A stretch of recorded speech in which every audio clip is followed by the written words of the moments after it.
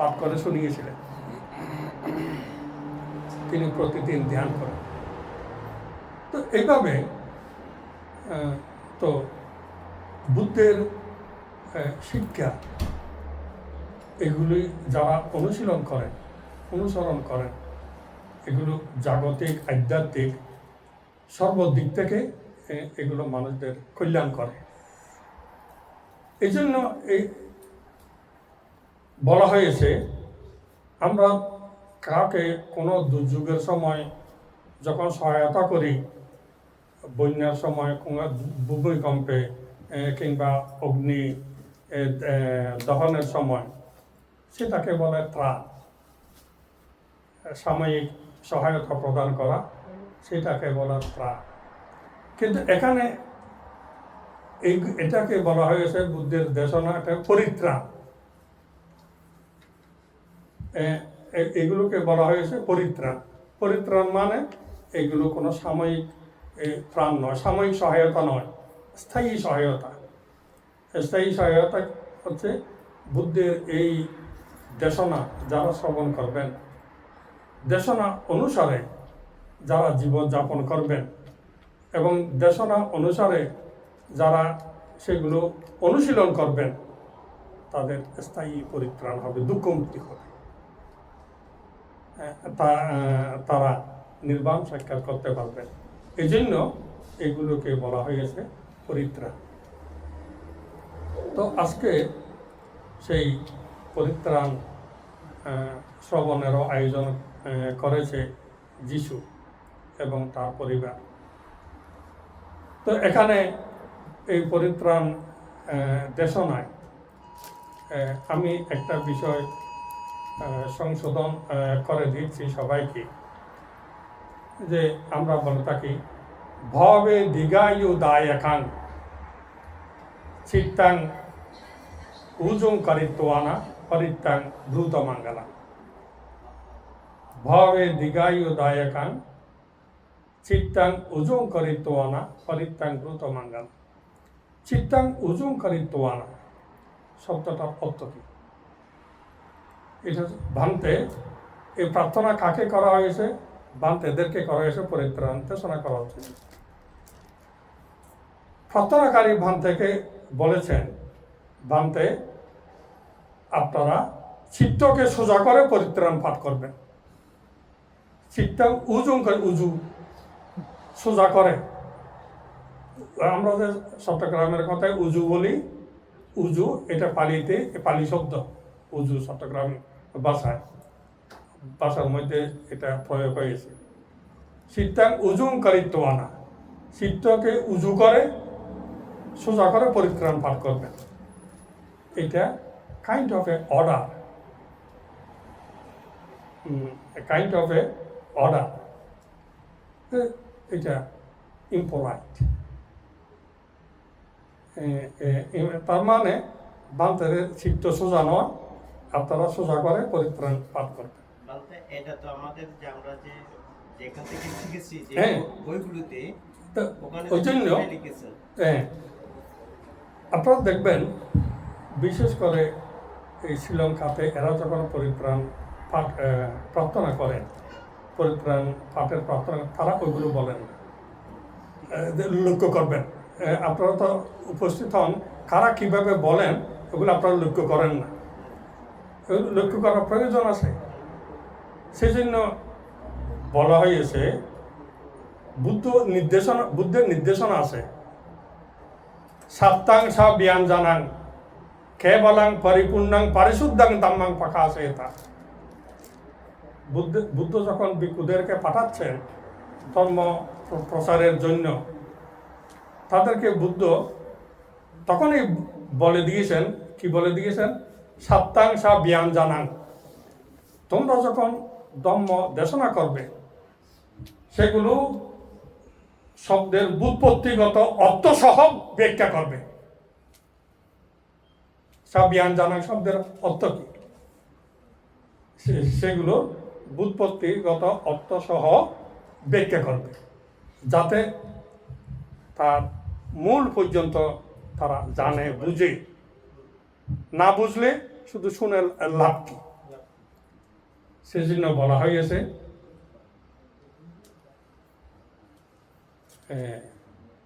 বনে আন্দা গাজাবিয়া।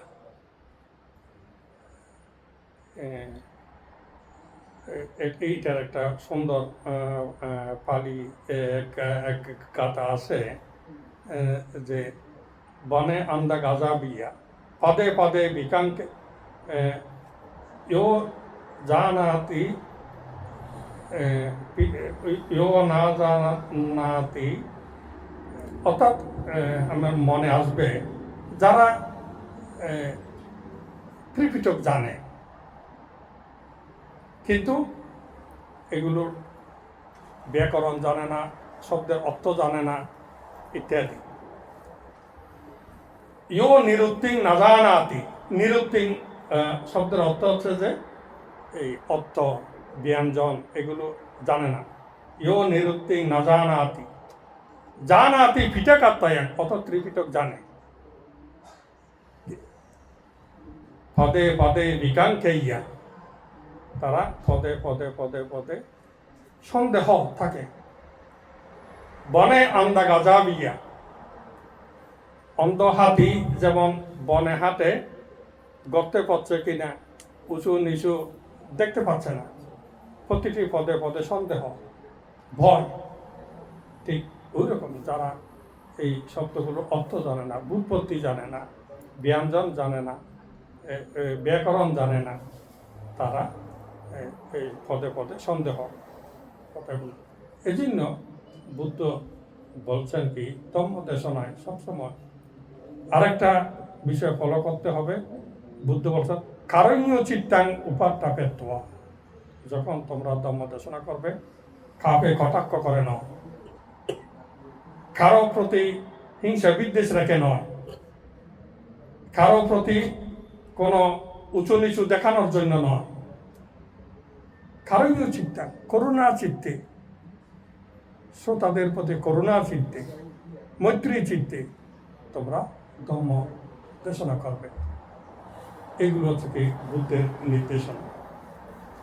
45 বছর জীবনে কেউ একটা বলতে পারবে বুদ্ধ কারোর সাথে ক্রোধান্বিত হয়ে কথা বলেছেন? বলতে পারবেন না। বুদ্ধ উচ্চস্বরে কথা বলেছেন? বলতে পারবেন না। অষ্টপদ বিভিন্ন অঙ্গ প্রত্যঙ্গ অসংযতভাবে বুদ্ধ কারোর সাথে কথা বলেছেন? বলতে পারবেন না। বিদ্যা সারানা সম্পন্ন, বুদ্ধের এটা এক্সট্রাঅর্ডিনারি গুণ। তিনি যে বিদ্যা অধিগত করেছেন সেটা তিনি আচরণ করেছেন। বিদ্যা সারানা সম্পন্ন, বিদ্যা সারানা সম্পন্ন হতে হবে আমাদের। বিদ্যা শুধু অর্জন করা নয়, এগুলো দৈনন্দিন জীবনে আমাদের অনুশীলন করতে হবে, আচরণ করতে হবে, তাহলে সেটা এফেক্টিভ হবে। এটা অন্যকে প্রভাবিত করতে পারবে, তা না হলে অন্যকে প্রভাবিত করা যাবে না।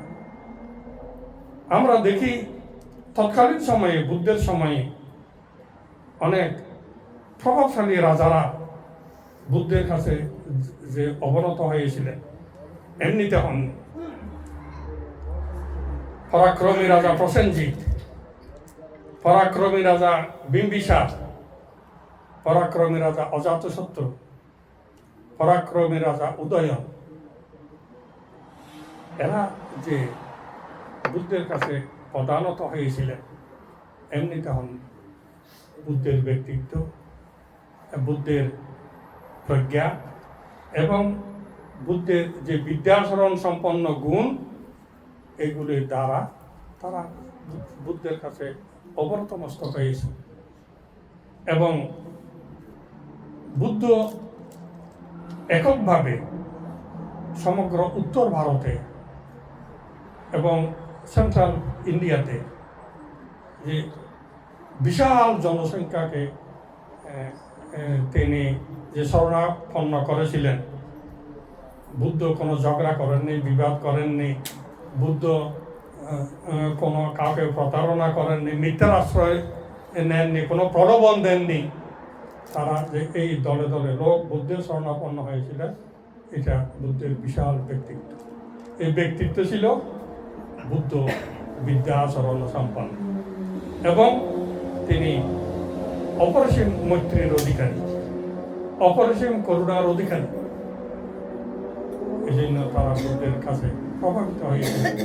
শুধু মানুষেরা নয়, যেমন অঙ্গুলিমাল কি ভয়ানক দুর্দর্শ নরহত্যাকারী, এই জাতীয় লোকদেরকে দমন করতে অন্যান্য ধর্মগুরুরা অস্ত্র হাতে নিয়েছেন, যুদ্ধ করেছেন এবং অনেক লোককে যুদ্ধে তারা ঠেলে দিয়েছেন। কিন্তু বুদ্ধ এদেরকে মৈত্রী বাণীর দ্বারা তাদেরকে বশীভূত করেছেন। তাদের প্রতি বুদ্ধের বিন্দুমাত্র কোনো ক্রোধ ছিল না। এগুলো হচ্ছে কি বুদ্ধের ইউনিক পার্সোনালিটি। এবং এমনকি অ্যানিমাল পর্যন্ত বুদ্ধের কাছে অবনত মস্তক, ঢালগিরি হস্তি ইত্যাদি। তো এবং বুদ্ধ অপরিসীম ক্ষমাগুণের অধিকারী। বুদ্ধ অপরিসীম ক্ষমাগুণের অধিকারী। এই যে বুদ্ধের গুণ, এগুলো অর্জন করতে তাকে অনেক তপস্যা করতে হয়েছে, অনেক সাধনা করতে। এগুলো এমনিতে আসে না লোকের মধ্যে। আমরা জোর করে কাউকে ক্ষমাশীল করাতে পারবো না। এগুলো খুব সাধনার প্রয়োজন হয়, এগুলো খুব তপস্যার প্রয়োজন হয়, এমনিতে আসে না এই গুণগুলি। তো বুদ্ধ অনায়াসে এই দেবদত্তের মতো ভয়ানক শত্রুকেও তিনি ক্ষমা করেছেন এবং তার প্রতি কোনো বিন্দুমাত্র বিদ্বেষ ছিল না। আমরা দেখেছি যে রাহুলের প্রতি তার যে দৃষ্টি, অঙ্গুলিমালের প্রতি একই দৃষ্টি, নালগিরি হস্তের প্রতি একই দৃষ্টি, দেবদত্তের প্রতি একই দৃষ্টি। সব্বাত্মা সমামানস, সর্বদা একই চিত্ত বুদ্ধের। এই জন্য বুদ্ধ ইউনিক। তো আমরা যারা বুদ্ধের প্রতি শ্রদ্ধা রাখি এবং বুদ্ধের অনুরাগী, আমাদেরকে এই গুণগুলো অর্জনের জন্য সর্বক্ষণ প্রয়াসরত থাকতে হবে। এইগুলি হচ্ছে কি, এইগুলোই মানুষকে দেবত্বে উন্নীত করে। এইগুলি মানুষকে দেবতা অন্য কোথাও নাই। এই গুণগুলি যাদের আছে তারাই হচ্ছেন দেবতা। মনুষ্য স্তর তারা অতিক্রম করা যায় দেবত্ব গুণ। সেজন্য যে যতদিন পর্যন্ত আমরা এই গুণগুলো অনুশীলন করতে পারবো না, আহরণ করতে পারবো না, তখন আমরা মানুষের অবয়ব থাকলেও আমরা প্রকৃত মানুষ গণ্য হতে পারবো না। এবং বুদ্ধ আরো নির্দেশ দিয়েছেন কি, তোমরা ভিক্ষুদেরকে তোমরা যখন ধর্ম দেশনা করবে, ধর্ম প্রচার করবে, তখন তোমরা অনাসক্ত হয়ে ধর্ম প্রচার করবে। অনাসক্ত হয়ে, আসক্তযুক্ত চিত্ত নয়, অনাসক্ত হয়ে ধর্ম প্রচার করবে। কোনো কিছু পাওয়ার আশায়, সেটা জাগতিক হোক বা আত্মিক হোক বা অন্য কিছু হোক, কোনো কিছু পাওয়ার আশায়, প্রশংসা পাওয়ার আশায়, লাভ সৎকার পাওয়ার আশায়, বিভিন্ন কিছু পাওয়ার আশায় তোমরা ধর্ম দেশনা, এইটা প্রকৃত ধর্ম দেশনাও হবে না এবং ধর্ম দেশকও হবে না। ধর্ম দেশনা নিষ্কলুষ হতে হবে, কোনো কিছু পাওয়ার আশা না। এইভাবে বুদ্ধ শিক্ষা দিয়েছেন। অনেকে আমাদেরকে, আমরা যখন ভিক্ষু লেখি, আমাদেরকে ভিখারি মনে করে, ভিখারি মনে করে। কারণ বাংলাতে ভিক্ষুক শব্দ আছে। ভিক্ষুককে ভিখারিকে ভিক্ষুক বলে, আমাদেরকেও লোকেরা ভাবে তারা ভিক্ষুক। ভিক্ষুক আর ভিক্ষু আকাশ পাতাল পার্থক্য। ভিক্ষু যারা, তারা হচ্ছেন সংসারে ভয়ান ইত্যাদি ইতি ভিক্ষু, যারা সংসারকে ভয় দর্শন করে, এই ভয় থেকে যারা পরিত্রাণের জন্য প্রয়াসরত থাকেন, তারাই ভিক্ষু। ভিখারি ভিক্ষু নয়। নাতে না ভিক্ষু হতে আবতা ভিক্ষাতে পারে, তারা ভিক্ষাজীবী, তারা ভিক্ষু নয়। তো এই জন্য আমাদের কনসেপ্টের মধ্যে অনেক ভুল ধারণা রয়েছে। তো বুদ্ধ তার শিষ্যদেরকে ভিখারি বানাননি, দাতা বানিয়েছেন। বুদ্ধ তার শিষ্যদেরকে কি বানিয়েছেন? দাতা বানিয়েছেন, ভিখারি বানাননি, গ্রহিতা বানাননি, দাতা বানিয়েছেন। তারা কি দান করবেন? ধম্মদান করবেন। ধম্মদান সর্বশ্রেষ্ঠ দান। এই সর্বশ্রেষ্ঠ দাতা বানিয়েছেন বুদ্ধ এই ভিক্ষুদেরকে। তো ভিক্ষুরা এই সর্বশ্রেষ্ঠ দাতা কখন হবেন? যখন তারা নিরাসক্ত হবেন, অনাসক্ত হবেন। অনাসক্ত চিত্তে, করুণা চিত্তে, মৈত্রী চিত্তে যখন তারা ধর্ম পরিবেশন করবেন, কোনো কিছু পাওয়ার আশায় নয়, কোনো কিছু প্রশংসার আশায় নয়, একদম নিষ্কলুষ হয়ে এই ধর্মকে পরিবেশন করতে হবে। বুদ্ধ সেইভাবে ধর্ম পরিবেশন করেছিলেন বলে অসংখ্য অগণিত লোকের শ্রদ্ধার পাত্র হয়েছিলেন। এইগুলো আমাদেরকে অনুধাবন করতে হবে। আজকে ভাগিনা যিশু বড়ুয়া এবং তার সহধর্মিনী আমাদেরকে আহ্বান করে সুপ্রভাত এই সন্ধ্যায় পরিত্রাণ শ্রবণ করেছে এবং ত্রিশরণ গ্রহণ করেছে, পঞ্চশীলে গ্রহণ করেছে এবং ভিক্ষুদেরকে সম্মানিত করেছে। অনেক প্রকারের কুশল কর্ম তাদের দ্বারা আজকে অর্জিত হয়েছে। কৃতজ্ঞতা, গুরুর প্রতি কৃতজ্ঞতা এবং আচার্যদের প্রতি কৃতজ্ঞতা প্রদর্শন করা হয়েছে। যারা উপকৃত হয়েছে তাদের প্রতি কৃতজ্ঞতা প্রদর্শন করা হয়েছে এবং আত্মীয় স্বজন জ্ঞাতি সকলকে এখানে সম্মিলন করেছে। তো আমি তাদের পরিবারের সকলের সর্বাঙ্গীন উন্নতি কামনা করছি, শ্রীবৃদ্ধি কামনা করছি। তাদের উত্তরোত্তর মঙ্গল হোক, আপদ বিপদ ভয়ন্তরায় দুঃখ থেকে অব্যাহতি লাভ করুক, এইভাবে তারা প্রার্থনা করেছে। তাদের সংকল্প, প্রার্থনা, চেতনা পরিপূর্ণ হোক, এটাই কামনা করছি।